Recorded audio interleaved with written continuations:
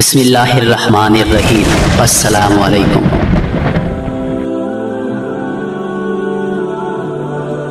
शैतान का सारा सरमाया हमारी तौबा के एक कलमे की मार है। इब्लिस जब बरगाह इलाही में मरदूद ठहरा तो कहने लगा कि ए अल्लाह, मुझे क़यामत तक मोहलत दे दे। अल्लाह ने कहा, जा तुझे मोहलत दे दी। इब्लिस ने कहा कि ए अल्लाह, मुझे तेरी अजमत की कसम है, तेरी किबरियाई की कसम है, मैं औलाद आदम के आगे से आऊंगा, दाएं बाएं और पीछे से आऊंगा और इसको गुनाहों में मुब्तला करता रहूंगा, तेरा बागी बनाता रहूंगा, तेरी नाफरमानी करवाता रहूंगा।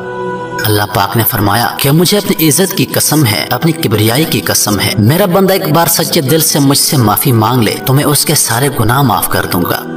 तो मेरे दोस्तों, मालूम हुआ कि शैतान का सारा सरमाया हमारी तौबा के एक कलमे की मार है।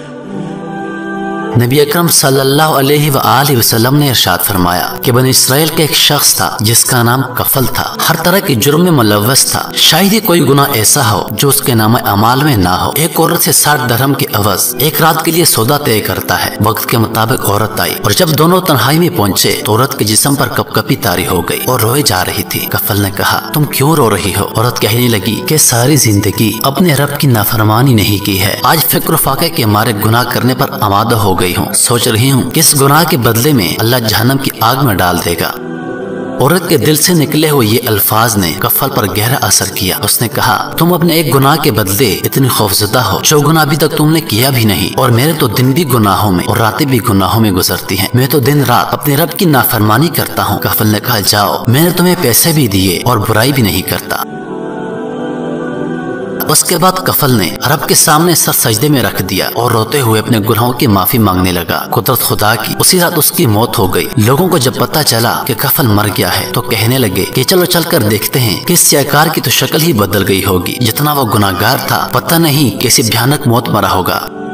तो रसूलुल्लाह सल्लल्लाहु अलैहि वसल्लम ने फरमाया कि जब लोग उसके दरवाजे पर पहुंचे तो तहरीर लिखी हुई थी कि अल्लाह ने कफल को माफ कर दिया है।